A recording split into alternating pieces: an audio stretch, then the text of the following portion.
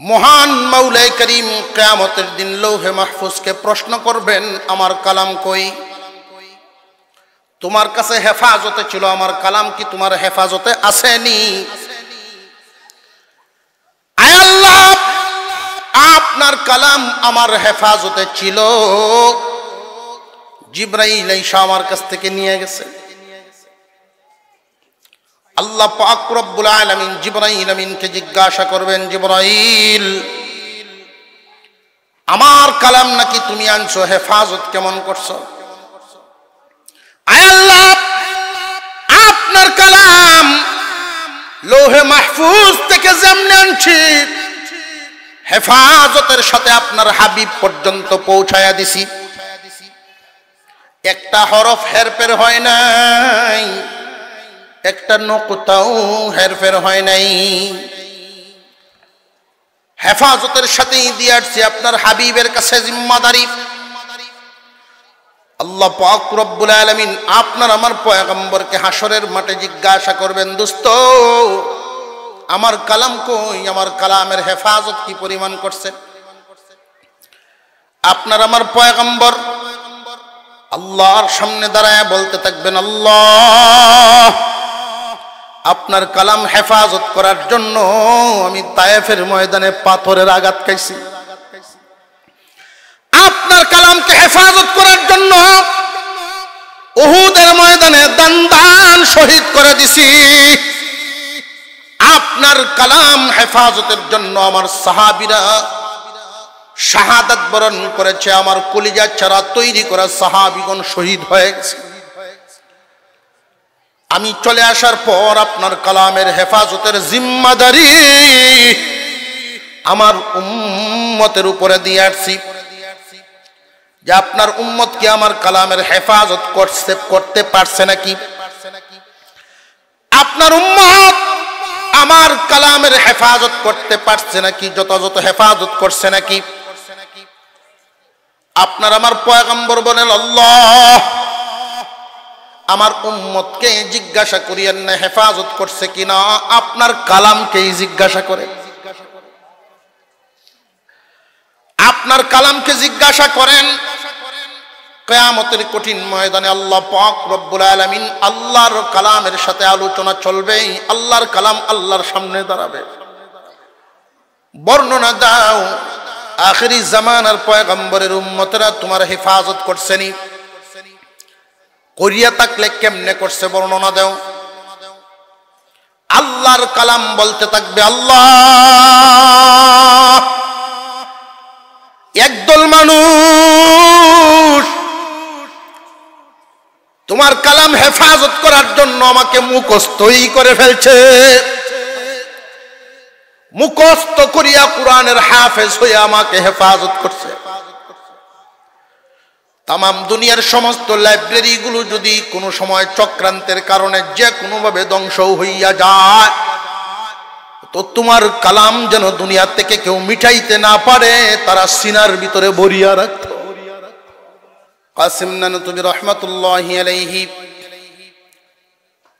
দারুল উলুম দেওবন্দ মাদ্রাসার জিম্মাদার,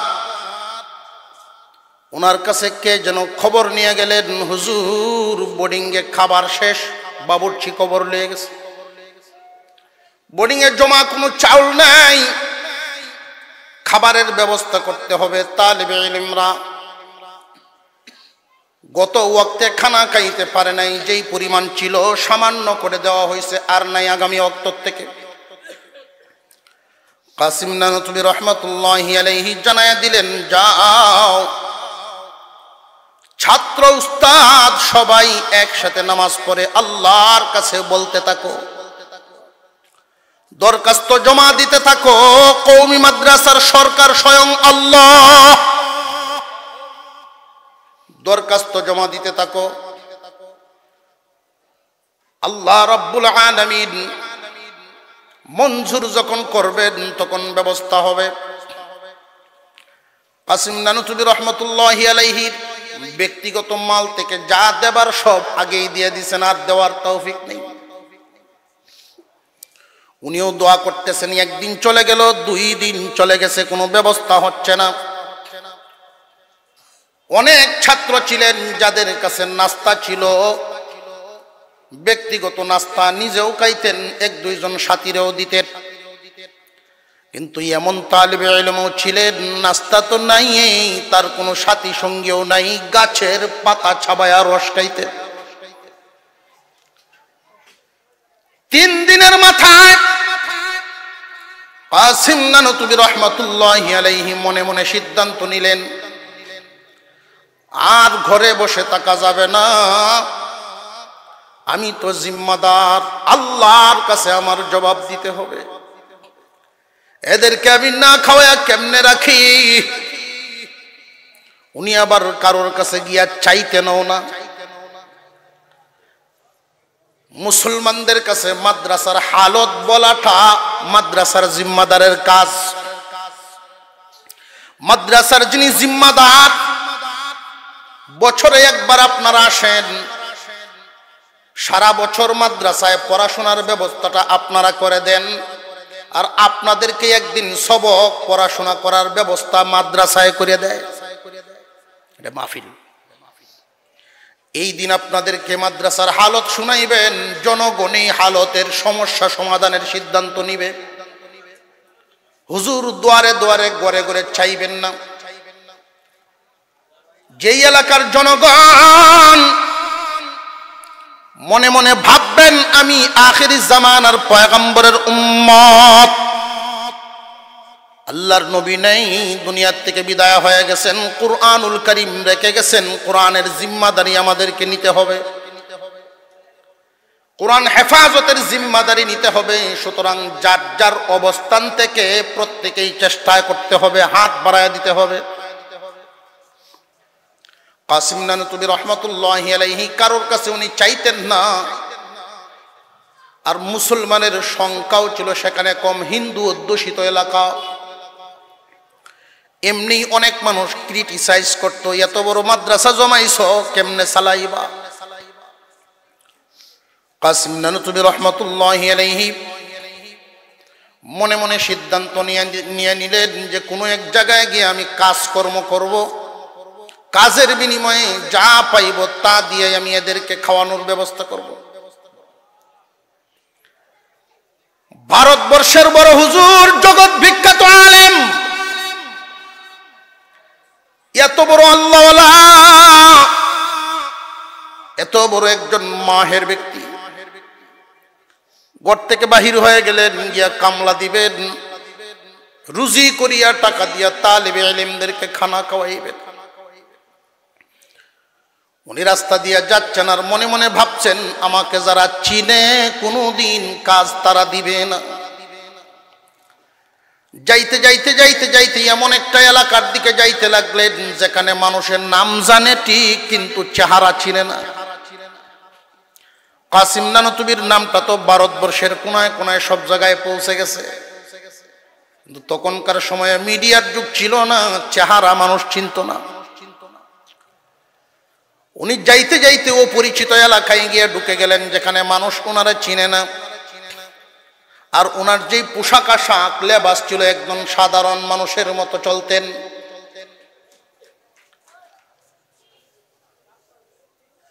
চিন্তাও করতেছেন আমি কোন কাজটা করব, সব ধরনের কাজের প্রশিক্ষণ তো নাই, কারণ এত বড় আলেম জীবনের বেশিরভাগ সময় তো কাটাইছেন কিতাবের পাতা উল্টায়া, কাজের প্রশিক্ষণ তো নাই, কোন কাজটা করা যায়? সহজে কিছু পয়সা কামানোর একটা জায়গা হলো সদরঘাট। ওইখানে গেলে কুলিগিরির কাজ যদি সামান্য সময়ের জন্য নেওয়া যায়, কিছু পয়সা পাওয়া যাবে, এক বেলার খাবারের ব্যবস্থা হইব। কাসিম নানুতুবি রহমাতুল্লাহি আলাইহি ওইখানে গেলেন। নির্দিষ্ট কিছু লোক ছিল তারা কুলির কাজ করে, তাদের কাছে গিয়ে হালত বর্ণনা করা শুরু করছেন, নিজের পরিচয় দেন নাই, হিকমতের সাথে উনি হালত বর্ণনা করেছেন। ও আমার ভাই সকল, তোমরা অনেকেই মুসলমান, আমিও একজন মুসলমান, আমি একজন আলেম, আমার একটা অনেক বড় পরিবার আছে, আমার পরিবারের সদস্য সংখ্যা অনেক। 3 দিন চলতেছে, এদের খাবারের কোনো ব্যবস্থা নেই। ওরা 24 ঘন্টার মধ্যে ঘুম খাওয়া জরুরতের টাইম ব্যতীত বাকি সময় আল্লাহর কালামে তিলাওয়াত করে। এই মানুষগুলোর খাবারের ব্যবস্থা আমি করতে পারছি না, তোমরা আমাকে একটু কাজের ব্যবস্থা দাও। এই লোকগুলোর মনে বড় ধাক্কা লাগলো ওনার কথাটা। তারা সিদ্ধান্ত নিলেন, আমরা আর এখন থেকে কাজ করব না, সামনে যে কোনো লঞ্চ বা স্টিমার যেটাই আসুক, এই মাল উনি নামাবেন, বিনিময়ে যা পান নিয়ে যাবেন। হুজুর অপেক্ষা করতেছিলেন। কিছুক্ষণ পরেই দেখা গেল 2 তলা বিশিষ্ট একটা লঞ্চ আসতেছে। কিন্তু আশ্চর্যের ব্যাপার হলো, লঞ্চে তেমন কোনো মানুষ নাই। লঞ্চ কর্তৃপক্ষ আর একজন মানুষ ছাদের উপরে বসা, প্রাইভেট ভাবে ভাড়া করে আইনে গাটে লাগাইছেন। ডাকতেছে, কুলিগণ তোমরা কারা, কোথায় আছো, আসো, আমার 2টা লাগেজ গুলো নামায়া দাও। হুজুর আগায়া গেলেন, একটা একটা করে লাগেজ উপরে আইনে উঠাইলেন। উনি বলতেছিলেন যে আমার গন্তব্যে যদি পৌঁছায় দাও তাহলে তোমাকে আমি 3 গুণ টাকা বেশি দিব। কাসিম নানুতুবি রহমতুল্লাহি আলাইহি রাজি হয়ে গেলেন, কারণ ওনার তো টাকারই দরকার। কোন দিকে যাইতে হবে দিকটা যে দেখাইলেন, দিকটা দেখাইছেন উনি যেই এলাকার থেকে লজ্জার কারণে চলে আসছেন সেই দিক দেখাইতেছেন। কাসিম নানুতুবি রহমতুল্লাহি আলাইহি দ্বিধা দ্বন্দ্বের মধ্যে পড়ে গেলেন। মানুষ আমাকে নিয়ে ক্রিটিসাইজ করবে, আমার লজ্জা হবে, আমার সম্মানের উপরে আঘাত হবে। এমনি ওনার স্মরণ হয়ে গেল কুরআনুল কারীমের একখানা আয়াত, وَمِنَ النَّاسِ مَن يَشْرِي نَفْسَهُ ابْتِغَاءَ مَرْضَاتِ اللَّهِ وَاللَّهُ رَءُوفٌ بِالْعِبَادِ। কাসিম নানুতুবি রহমতুল্লাহি আলাইহির এই আয়াত স্মরণ হয়ে গেছে। আল্লাহ পাক রব্বুল আলামিন বলেন, মানুষের মধ্যে এমন কিছু মানুষ আছে আল্লাহর সন্তুষ্টির জন্য সব বিলায় দিতে পারে, দুনিয়ার মাল, বংশ বুনিয়াদ, আত্মীয় স্বজন, এমনকি নিজের ইজ্জত, নিজের জীবন পর্যন্ত দিয়ে দিতে পারে আল্লাহর সন্তুষ্টি যদি পায়। সব মানুষের দ্বারা এমন কুরবানি দেওয়া সম্ভব হয় না। মানুষের মধ্যে কিছু মানুষ এমন আছে বড় কুরবানিওয়ালা দিল। এই মানুষগুলোর আল্লাহ পাক রব্বুল আলামিন বলেন, দোস্ত আপনি সংবাদ জানায়া দেন, এই জাতীয় দিলের অধিকারী মানুষগুলোর উপরে আমি আল্লাহ বড় দরদি হয়ে যাই। কাসিম নানুতুবি রহমতুল্লাহি আলাইহি মনে মনে ভাবতেছেন, ওই কুরবানিওয়ালা দলের সদস্য যদি ওইবার চাই তাহলে তো ত্যাগ দেওয়াই লাগবে, কুরবানি দেওয়াই লাগবে, ইজ্জত গেলে যাবে। তবু কুরবানিওয়ালা দলের সদস্য হইবার চাই, দেও আমার মাথায় উঠাইয়া দেও। 2টা লাগেজ উঠাইয়া দিল। কাসিম নানুতুবি রহমতুল্লাহি আলাইহি পিছনে পিছনে যাচ্ছেন, লোকটা সামনে সামনে যায়। সামান্য একটু গিয়েই লোকটায় বলতেছে, তোমারে আমি চিনি না মুরব্বী, তোমারে চিনি না হুজুর, আমি সামনে সামনে যাব, তুমি পিছনে পিছনে যাবে, হারায় গেলে খুঁজিয়া পাইব না। কারণ মানুষের ভিতরে অনেক লোভ থাকে। কাসিম নানুতুবি রহমতুল্লাহি আলাইহি বলেন, বাবা রে, ভয় পাওয়ার কোনো কারণ নয়, আমি চোর নই, তারপরেও আমি সামনে যাই, তুমি পিছনে যাও।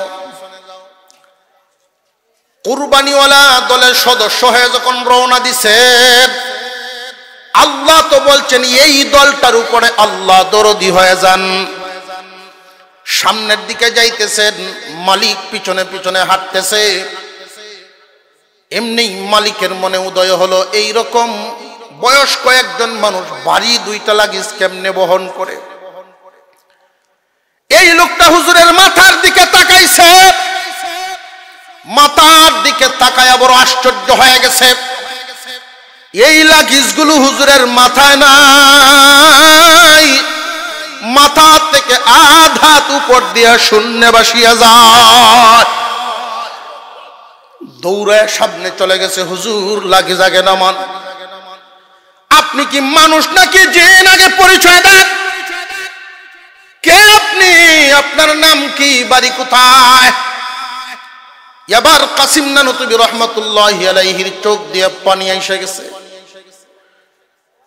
নামটাও বুঝি প্রকাশ হয়ে যাবে। আল্লাহ! উনি বলেই ফেললেন, ভাইজান আমি দেওবন্দ মাদ্রাসার নগণ্য খাদেম, আমার তালেবে ইলম না খায় আছে 3 দিন চলে, আজকে কোনো ব্যবস্থা করতে পারি না। নিরুপায় হয়ে আপনার এই কাজটা আমি নিলাম, বিনিময়ে যা পাইব আমি এদেরকে খাওয়ার ব্যবস্থা করে দিব। লোকটা দাঁড়ায় তাকে নাই, সুজা হুজুরের পায়ে পড়ে গেছে, জড়ায় ধরে কান্না শুরু করছে, হাউ মাউ করে কাঁদতেছে। হুজুর চিনতে পারি নাই আপনাকে, আমি চিনতে পারি নাই, আমি 3 দিন যাবৎ ঘুমাইতে পারি না, কয়েকটা ফ্যাক্টরি চালাই, আল্লাহ আমাকে অনেক মাল দৌলত দান করেছে, আমিও একজন মুসলমান, 3 দিন যাবৎ আমি ঘুমাইতে পারি না। স্বপ্নে দেখি ওই মদিনাওয়ালা মুহাম্মদুর রাসূলুল্লাহ হুজুর সাল্লাল্লাহু আলাইহি ওয়াসাল্লাম আমাকে বলে, এই মাল কোন দিন কোন কামে লাগাইবা? আমার বাগানের মেহমানরা না খায়া থাকে, তোমার মাল কোন দিনের জন্য জমা রাখো?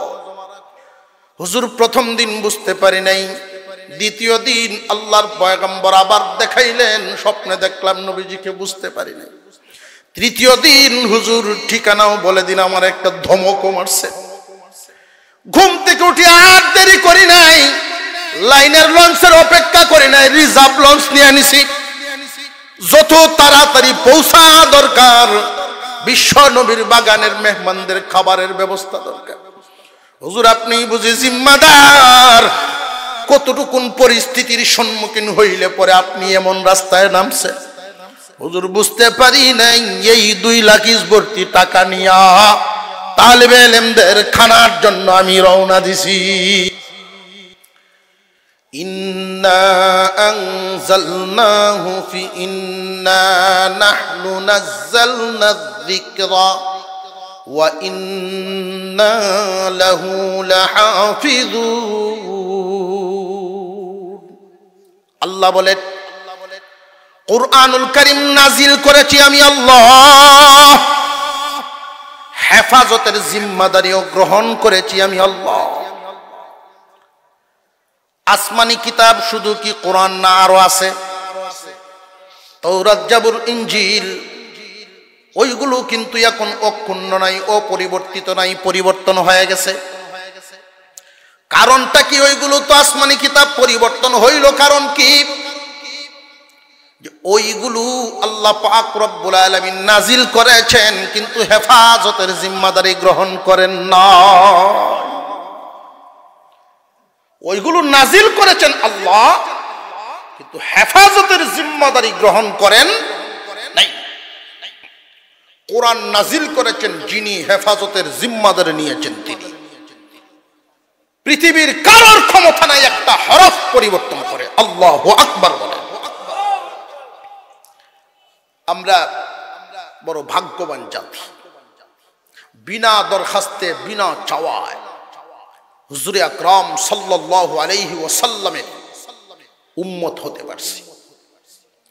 মূসা আলাইহিস সালাম আল্লাহর সাথে কথা বলতেন, উনি তাওরাত কিতাব তিলাওয়াত করেন। আল্লাহ পাক রব্বুল আলামিন তাওরাতে নাজিল করে রাখছেন, এমন এক জাতি দুনিয়াতে আগমন করবে যেই জাতিকে তামাম দুনিয়ার জমিনটাই মসজিদ বানায় দেওয়া হবে। এমন এক জাতি দুনিয়াতে আসবে, পানির বিকল্প তায়াম্মুমের ব্যবস্থা দেওয়া হবে। মুসা আলাইহিস সালাম তো লোভে পড়ে গেলেন, উনি তিলাওয়াত বন্ধ করে দিয়ে দোয়া করা শুরু করছেন, আল্লাহ আমার উম্মতের একটা দিয়ে দাও। আল্লাহ বলেন ফয়সালা তো হয়ে গেছে আমার আখিরি জামানার পয়গম্বরের উম্মতের জন্য, ফয়সালা হয়ে গেছে। কুরআনুল কারীম এমনই একখান গ্রন্থ, কিতাবুল্লাহ কালামুল্লাহ। অন্যান্য কিতাব শুধু কিতাবুল্লাহ ছিল, আল্লাহর কিতাব, আল্লাহর কিতাব। আর কুরআনুল কারীম আল্লাহর কিতাবও আল্লাহর কালামও। কুরআনুল কারীম যদি কেউ তিলাওয়াত করে আল্লাহর সাথে কথা বলা হয়।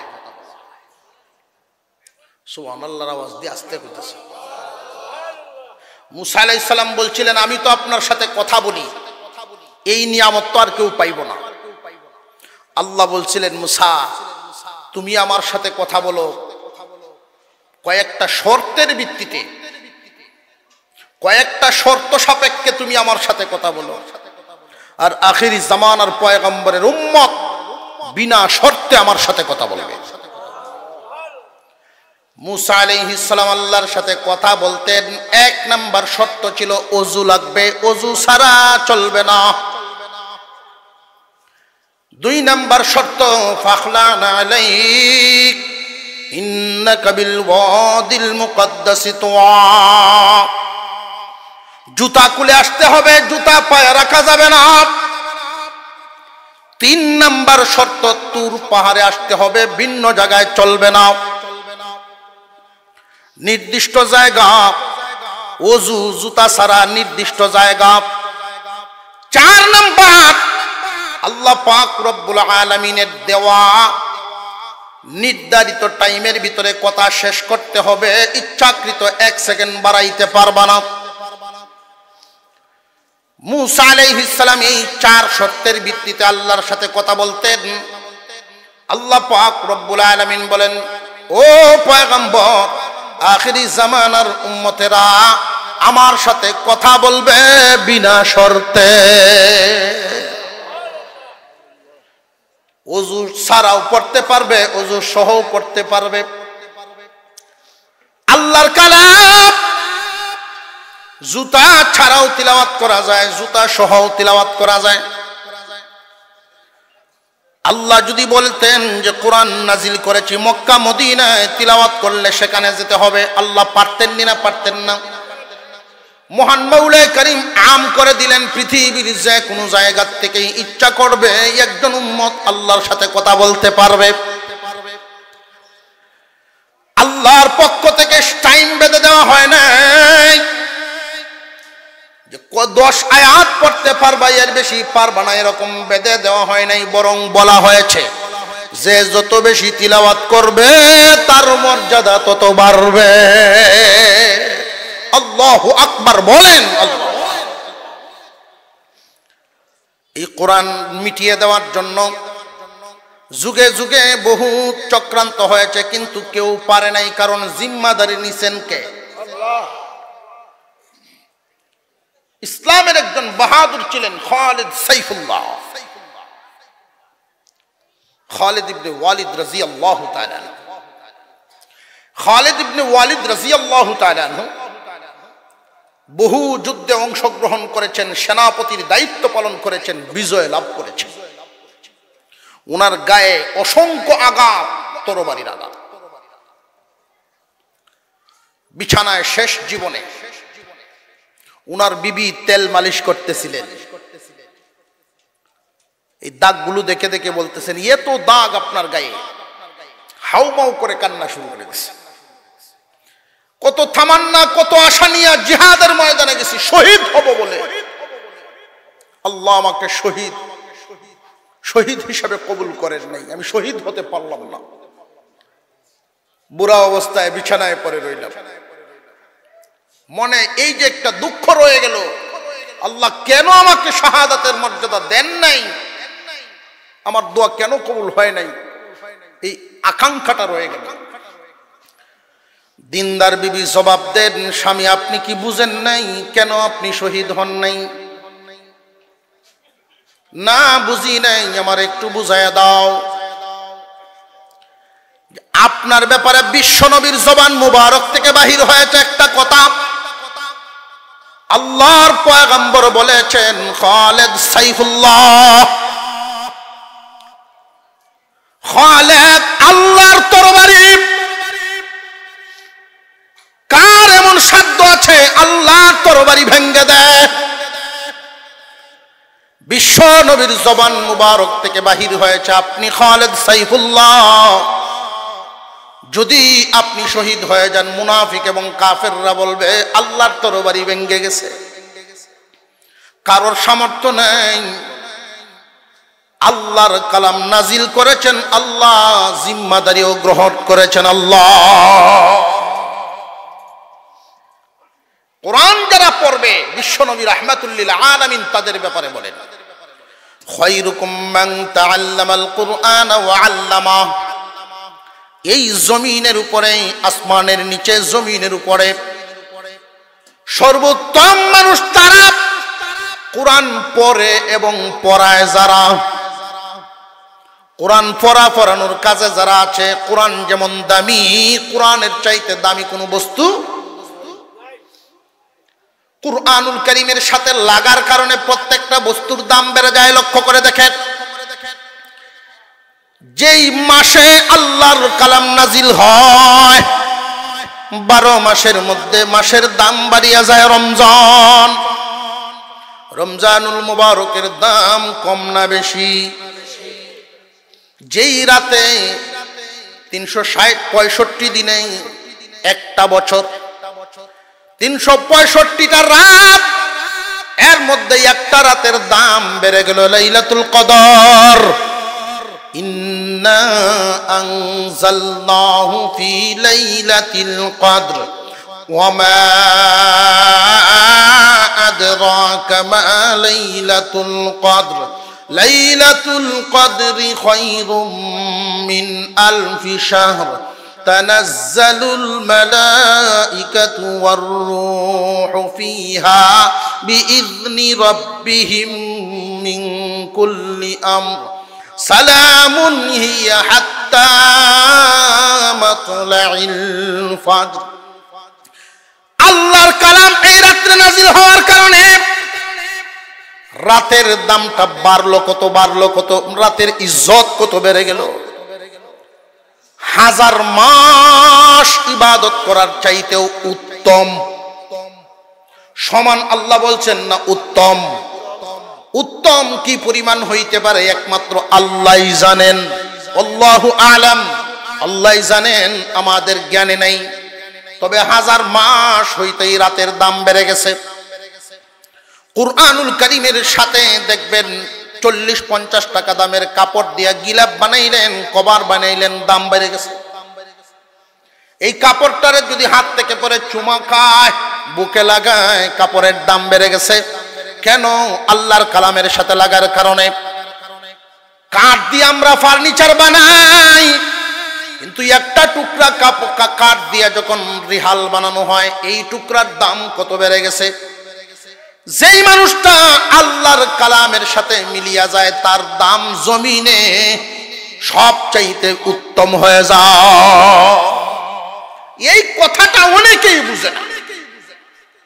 অনেক মানুষ আছে মাদ্রাসায় যখন ছাত্রদেরকে পড়ায়, কেউ কিছু মাথা মোটা কিছু মানুষ আছে, এগুলো শিক্ষিত, ভালো শিক্ষিত হয়েছে, এলাকায় গণ্যমান্য, কিন্তু জঘন্য, গণ্যমান্য জঘন্য। জানতে জানতে জাননেওয়ালা হয় একদল মানুষ, আর একদল হলো জানতে জানতে জানোয়ার। বেশি করা হয়ে গেছে কথাটা। জানতে জানতে জানোয়ার। জানোয়ার কেন বললাম? আমি কইছি না, আল্লাহ কইছেন। উলাইকা কাল আনআম বাল হুম আদাল্লু উলাইকা হুমুল গাফিলুন। আল্লাহ বলেন চতুষ্পদ জানোয়ারের মতো, বরং এর চেয়ে আরো নিকৃষ্ট। দুইটা কারণ, চতুষ্পদ জানোয়ারেও মালিক চিনে, সে তার মালিক চিনে না। দুই নাম্বার, চতুষ্পদ জানোয়ারের জাহান্নামের কোনো ভয় নাই, কিন্তু তার আছে। মানুষ যদি মানুষ হয়, ফেরেশতার চেয়ে দামি হয়। মানুষ যদি মানুষ হয়, ফেরেশতার চেয়ে দামি হয়।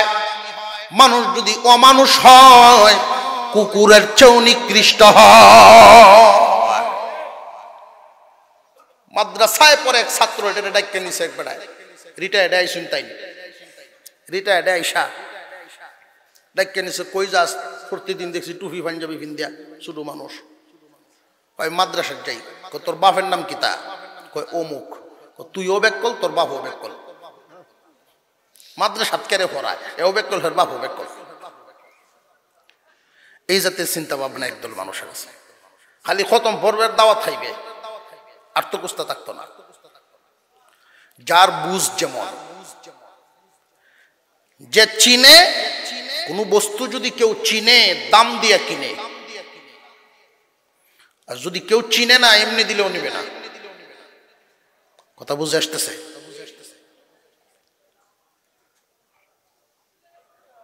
তুইও বেক কল, তোর বাপও বেক কল। খালি আলি বাতা সাইতা পড়াইবো, মাদ্রাসা তার কিছু পড়ায়? ছাত্র মানুষ তো, মাদ্রাসার ছাত্ররা দেখবেন যতক্ষণ উস্তাদের সামনে আছে, এরার মতো বালা মানুষ এই জগত নাই। আর যেই 10টা মিনিট সময় পাইব, পুরা 24 ঘন্টার কাজ আসহ আদায় করে ছাড়ব। ঠিক না বে ঠিক? এরা 10 মিনিটে যা করতে পারে, অন্য লাইনের এটা 3 ঘন্টায় পারতো না। তো এদের এই অবস্থা দেখে অনেকে আবার এটাও কয়, হ্যাঁ এর লাগিন আমার ফাস্টফুড একটারও দিছি না মাদ্রাসার। তাই কি বাহাদুরিটা করছে, কি বেড়াগিরির গপটা করছে যে তোমার ফাস্টফুড একটারেও দিছ না মাদ্রাসার, দুষ্টামি করবো দীক্ষা। তুমি আসল কথা জানো না। তোমার ফাস্টফুডের পিছনে শয়তান থাকে না, কারণ শয়তানের যত জিম্মাদারি সব তোমার ফাস্টফুডের উপরে দিয়েছে। শয়তানে নন লাগে না। আর এরার পিছনে মাদ্রাসার আশেপাশে কয়েক হাজার শয়তান ঘুরতে থাকে। এরিয়ার ভিতরে ঢুকতে পারে না। কোরআনের নূরে, কিতাবাদির আওয়াজে, আলেম উলামাদের সহবত, এটার ভিতরে আসর থাকে, শয়তান ঢুকতে পারে না। দূর থেকে ইশারা দেয়, আয়া পর একটু বাইরে আয়, বাইরে আয়। 10টা মিনিট সময় পাইলে দেখবেন রাস্তাতে লজিংও যাইতেছে, আপনার গাছও ইডিয়া মারি আম পালায় দিছে 2-3টে। এরকম হয় না? হয় না? আপনি এক বেড়া দিছেন, 2-3 কামলা লাগাইয়া খুব কষ্ট করে বেড়াটা দিছ একটা জায়গা হেফাজতের জন্য। এ দেখবেন বেড়ার দ্বারা গিয়া সাইকেল দৌড়ায় লইয়া বেড়ার উপরে পড়ছে, বেড়া ভাঙ্গা লইয়া। বাড়িওয়ালা কুজ্জাই বেড়ে কেলাইডা, জালালপুর মাদ্রাসার ছাত্র। বেড়া দেখবেন গামছা আতো লইয়া, মাথার গামছা আতো লইয়া গুথায় আইতে থাকবো। এর লাগিন না উঠছিলাম, এর লাগিন না উঠছিলাম, ছাত্র রাখতাম না। আহা, বুঝা দরকার, বুঝা দরকার। শয়তান এদেরকে দিয়ে একটু দুষ্টামি করাইতে চায়। এই দুষ্টামিগুলো, এদের এই চঞ্চলতা আপনারা হেফাজত করবেন, ধৈর্যের সাথে নিবেন। এটার একটা বরকত এক সময় পাবেন ইনশাআল্লাহ। তো মাদ্রাসার ছাত্র এর জিগায়, খালি আলিফ বাতাতা বরস না? কয় না, আমরা সব পড়ায়। এখন রিটায়ার্ড হয়ে গেছে বেটা, এবার তো একটু ভাঙনা মানুষ, বেটার উঠে উষা অঙ্ক ভারস, বিচ্ছি মাস্টার অঙ্ক ভারস, কয় পারি। এবার তো মনে হচ্ছে যে আমার যুগ বিয়োগ ফুরন বাঘ ইলাতিত্ব শিখছি আমরা, অতখানুই চলে আমরা। উফরে ক্লাসে গেলে পরে উফরের চিন্তা।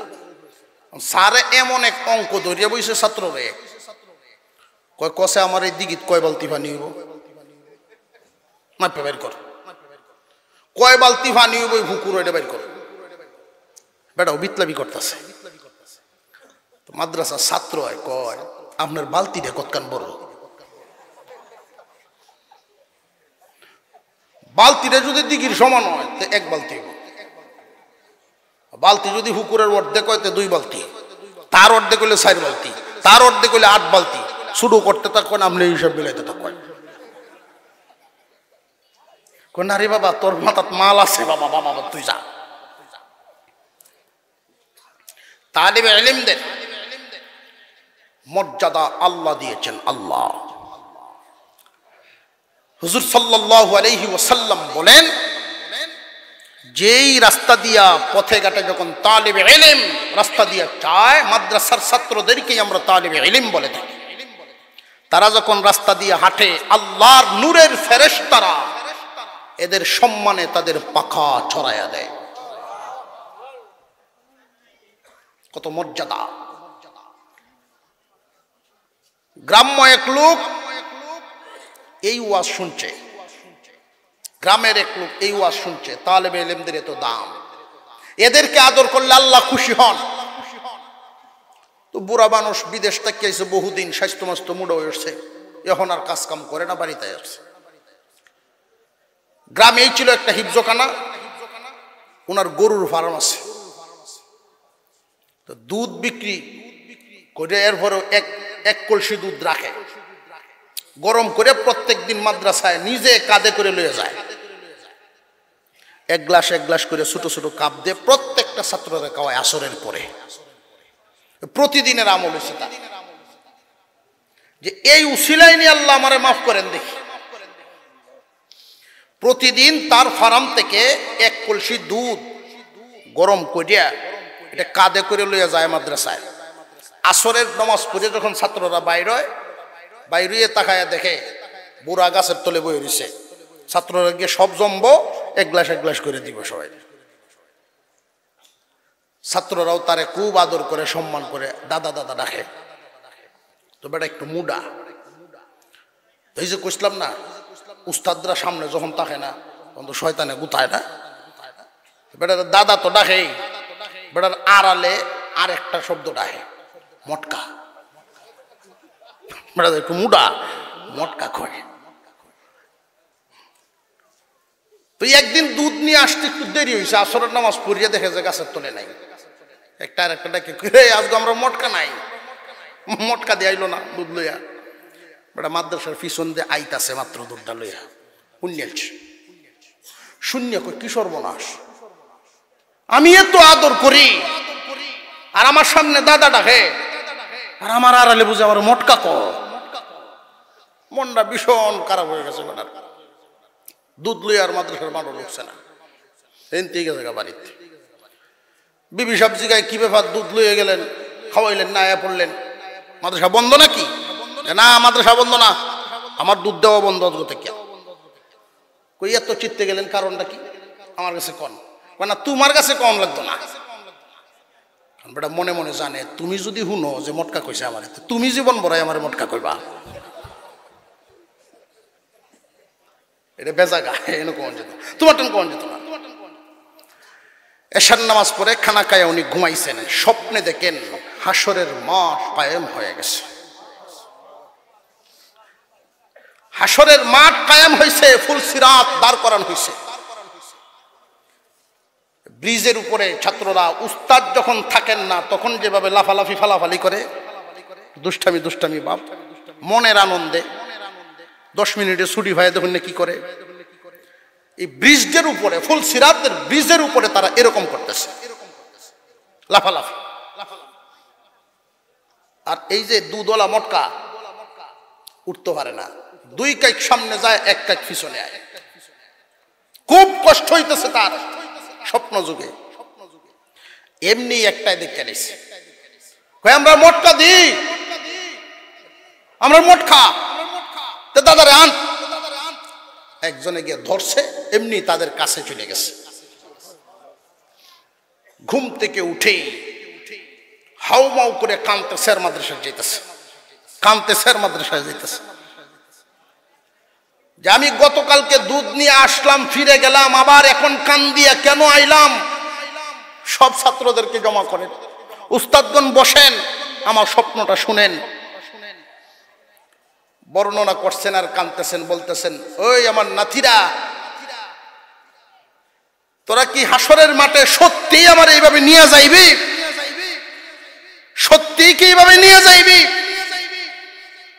আমার মটকা ডাকবে, আমার কোনো দুঃখ নাই, তোরা আমার নাতি, আমি তোদের দাদা, যা ইচ্ছা ডাকতে পারো, আমি ভুল বুঝছিলাম, কোনো অভিমান নাই, তোদেরকে যে আমি কালকে খাওয়াইলাম না, তোরা মাফ করে দে।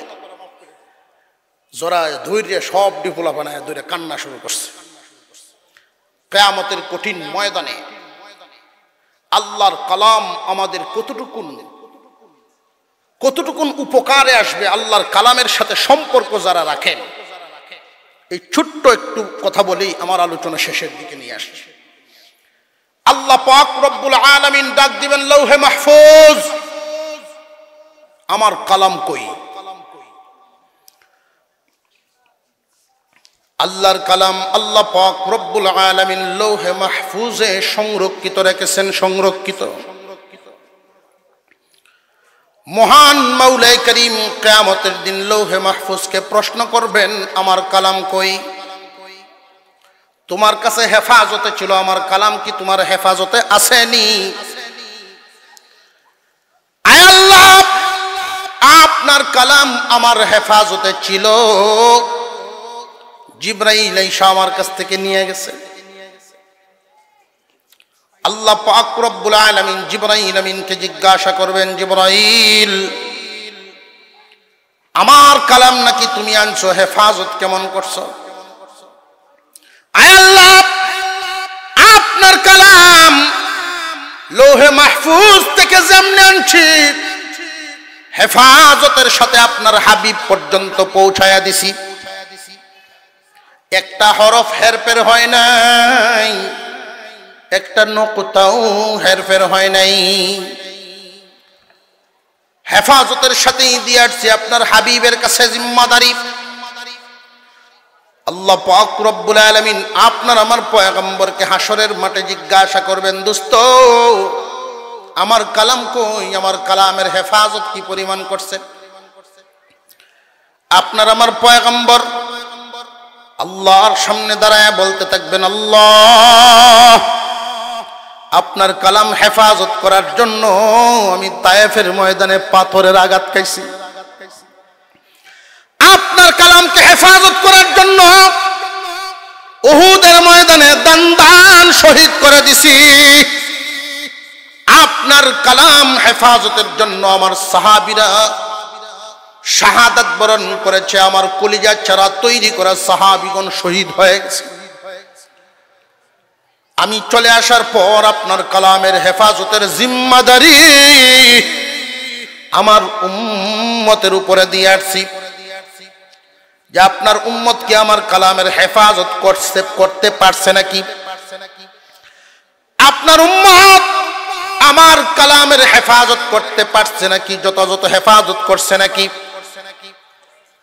আপনার আমার পয়গম্বর বলেন, আল্লাহ, আমার উম্মতকে জিজ্ঞাসা করিয়েন না হেফাজত করছে কিনা, আপনার কালামকেই জিজ্ঞাসা করে,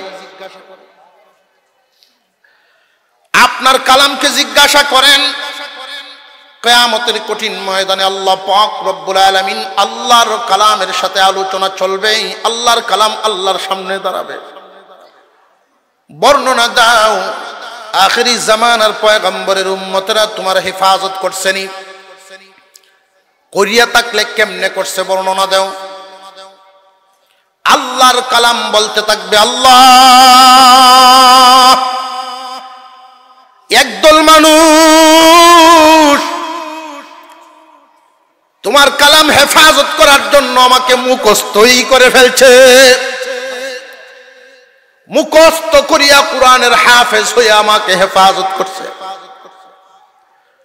তামাম দুনিয়ার সমস্ত লাইব্রেরি গুলো যদি কোনো সময় চক্রান্তের কারণে যে কোনোভাবে ধ্বংস হইয়া যায়, তো তোমার কালাম যেন দুনিয়া থেকে কেউ মিটাইতে না পারে, তারা সিনার ভিতরে ভরিয়া রাখত। এই মানুষগুলো যে আমাকে মুখস্থ করত, এমনি মুখস্থ হয় নাই, এদের অনেক কুরবানি ছিল। 7-8 বছরের একটা শিশুকে মা বাবায় মাদ্রাসার বোর্ডিং এ দেয়া যায়। 7 থেকে 8 বছরের বাচ্চা যারা দিছেন তারা তো জানেন, এই যে শীত যায়, প্রচন্ড শীতের মধ্যে মা এবং বাবা লেপ তুষক নিয়ে বাড়িতে ঘুমায়, এই বাচ্চার কথা যখন স্মরণ হয় চোখ দিয়া গড় গড় করে পানি পড়ে। আমরা কত আরামে ঘুমাই, কলিজার টুকরা বাচ্চা আমাদের দুইজনের মাঝখানে থাকার বয়স তার, আর এই বয়সে মাদ্রাসার ফ্লোরে শোয়া রাখছি। মনরে সান্ত্বনা দিত আল্লাহ, মনরে সান্ত্বনা দিত তারা। দুনিয়া কামানোর জন্য দেই নাই, আল্লাহর কালাম হেফাজতের জন্য দিয়েছি। একদল মা বাবা তাদের কলিজার টুকরা সন্তানকে দিয়ে দিছে মাদ্রাসায় তোমার কালাম মুখস্থ করিয়া হেফাজত করার জন্য। আল্লাহ পাক রব্বুল আলামিন তখনই ঘোষণা দিবেন, ফেরেশতারা রে, হাসরের মাঠ থেকে খুঁজিয়া খুঁজিয়া বাহির করো হাফেজ আলেমদের মা বাপরা কই আছে। হাফেজ আলেমদের মা বাবাগণ খুঁজিয়া বের করো, এদের মাথায় নূরের টুপি পরায়া দাও। হাসরবাসীরা যেন তাকায়া দেখে এদের মর্যাদা বুঝতে পারে। ফেরেশতারা তাই করবে, হাসরবাসীরা তাই করবে, দেখবে, আফসোস করবে। আল্লাহ পাক রব্বুল আলামিন বলবেন, যারা আমার কালাম হেফাজত করছে, মুখস্থ করার মাধ্যমে, ব্যাখ্যা বিশ্লেষণ জানার মাধ্যমে, হাফেজ আলেমদের জন্য আল্লাহ মর্যাদা ঘোষণা করবেন। মর্যাদা কি মর্যাদা ঘোষণা করবেন? আমাদের এই দেশীয় আইনে একটা নিয়ম আছে, কারুর বিরুদ্ধে যদি ফাঁসির রায় হইয়া যায় রাষ্ট্রপতি মাফ করতে পারে। কিয়ামতের কঠিন ময়দানে জাহান্নামের সাজা রায় ঘোষণা হয়ে গেছে, 1 কোটি বছর, 5 কোটি বছর, এইরকম সাজা ঘোষণা হয়ে গেছে এমন আসামিদের পক্ষে হাফেজ কোরআন আলেম উলামা সুপারিশ করবে, আল্লাহ মঞ্জুর করবেন। বলুন আল্লাহু আকবার। قال النبي صلى الله عليه وسلم من قرأ القرآن فاستظهره فأحل حلاله وحرم حرامه أدخله الله الجنة وشفعه في 10 من أهل بيته كلهم قد وجبت له النار। আল্লাহর নবী বলেন, কুরআনুল কারীমের হাফেজ যারা হবে, দুনিয়ার জমিনে হালালকে হালাল জানিয়া হারামকে হারাম জানিয়া জীবন যাপন করবে, আল্লাহর হুকুম মোতাবেক জীবন যাপন করবে, কিয়ামতের কঠিন ময়দানে কুরআনের হাফেজদেরকে আল্লাহ জানায় দিবেন, ও আমার কুরআনের হাফেজগণ, 10 জনের পক্ষে সুপারিশ করো, আমি মঞ্জুর করব। কুরআনের হাফেজ ডাক দিবে, আল্লাহ তোমার জাহান্নামের ফেরেশতারা আমার চাচারে লইয়া যায়, তারে মাফ করে দাও, আমার বড় ভাইরে লইয়া যায়, মাফ করিয়া দাও। পরিবার পরিজন থেকে রায় হয়ে গেছে, জাহান্নামের সাজা ঘোষণা হয়ে গেছে, পক্ষে সুপারিশ করলে আল্লাহ মাফ করে দিবেন। হাফেজগণ, আলেমগণ, আলেমদের ব্যাপারে কোনো সংখ্যা উল্লেখ করেন নাই। ইয়াশফাউ ইয়াউমাল কিয়ামাতি সালাসা, আল আম্বিয়া সুম্মাল উলামা সুম্মাশ শুহাদা। আল্লাহর নবী বলেন, আলেমগণ সুপারিশ করবে, আল্লাহ তা মঞ্জুর করবেন। জামানার আলেমগণ সুপারিশ করবে, আল্লাহ এই লোকটা আমার বড় মহব্বতের, দিনই কাজ যখন করতাম সে আমার পাশে থাকত, আল্লাহ মাফ করে দাও। এইভাবে সুপারিশ হইতে থাকবে আর মাফ হইতে থাকবে। হাজার হাজার অসংখ্য অগণিত মানুষ মাফ পাওয়া যাবে। একদল মানুষ মাঠের কোণারে বড় অসহায় হয়ে দাঁড়ায় থাকবে, তাদের বংশে কোনো হাফেজ নাই, তাদের বংশে কোনো আলেমও নেই। কে সুপারিশ করবে? তাদের জন্য বুক ভরা আশা নিয়ে দাঁড়ায় আছে। এদের পক্ষে স্বয়ং আল্লাহর কালামে দাঁড়ায় যাবে, আল্লাহ এই মানুষগুলোরে তুমি মাফ করিয়া দাও। দুনিয়ার জমিনে বাবার রেখে যাওয়া জায়গা, নিজের কামানো জায়গা, বাড়িঘর বানাই নাই, বাগান বানাই নাই, মাদ্রাসা বানানোর জন্য জায়গাটাই দিয়ে দিত। নিজের উপার্জিত পয়সা দিয়া মাদ্রাসার বিল্ডিং বানায় দিত আমি কালামের হেফাজতের জন্য। আয় আল্লাহ, আপনার হাবিব বলছেন জমিনের মধ্যে সর্বোত্তম মানুষ তারা যে কোরআন পড়ে এবং পড়ে। এই যে এবং মুহাদ্দিসিনে কেরাম বলেন এবং হইল তারা, ব্যবস্থা করে যারা এক দলে কোরআন পড়বে, আরেক দলে কোরআন পড়াইবে, আরেক দলে পড়ানোর ব্যবস্থা করিয়া দিবে। সব মানুষের সামর্থ্য সমান নয়, কারণ আল্লাহ সবাইকে দিছে নেই না সমান। আল্লাহ সবাইকে সমান দেন নাই। যাকে যেই হালতে দিয়েছেন সেই হালত থেকেই যেন যে কোনো ভাবে আল্লাহর কালামের সাথে জড়িত থাকতে পারেন। কিয়ামতের কঠিন ময়দানে আল্লাহর কালাম বলবে, আল্লাহ মাদ্রাসার তালেবে ইলমরা আমি কালামকে তিলাওয়াত করতে পারে যেন ভালোভাবে কার্পেট কিনে দিত নিজের পয়সা দিয়া একদল মানুষ।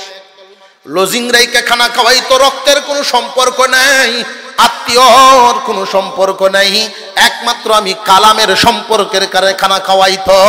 লজিং খাওয়ায় খাওয়ায় এদেরকে পড়ার সুযোগ করে দিত, আলেম হওয়ার সুযোগ করে দিত।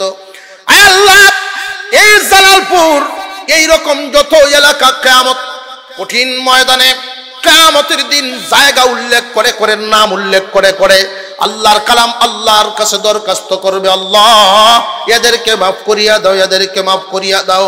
আল্লাহ বলবেন এদের আমল নামায় অনেক বড় বড় গুনাহ। আল্লাহর কালাম বলবেন গুনাহ দেখাই তো আমি সুপারিশ করতেছি, গুনাহ যদি না থাকতো সুপারিশ তো লাগতো না গো আল্লাহ, মাফ করিয়া দাও। আল্লাহ বলবেন কেমনে মাফ করি? আল্লাহ যদি আমার সুপারিশ মঞ্জুর না হয়, যদি গো এদেরকে মাফ না করো, আমি যে তোমার কালাম এটাও স্বীকার করে ফেলো। আল্লাহ পাক রব্বুল আলামিন বলবেন এটা তো স্বীকার করার নয়, মঞ্জুর। যাদের ব্যাপারে তুমি সুপারিশ করলা সবাইকে মাফ করে দিলা। কিয়ামতের কঠিন ময়দানে আল্লাহর কালামের সুপারিশ পাওয়ার মতো মন তৈরি আমাদের আছে না নাই? আমরা কারা কারা চাই কিয়ামতের দিন আল্লাহর কালাম সুপারিশ করবে আমাদের জন্য? নারে তাকবীর, হাত নামা।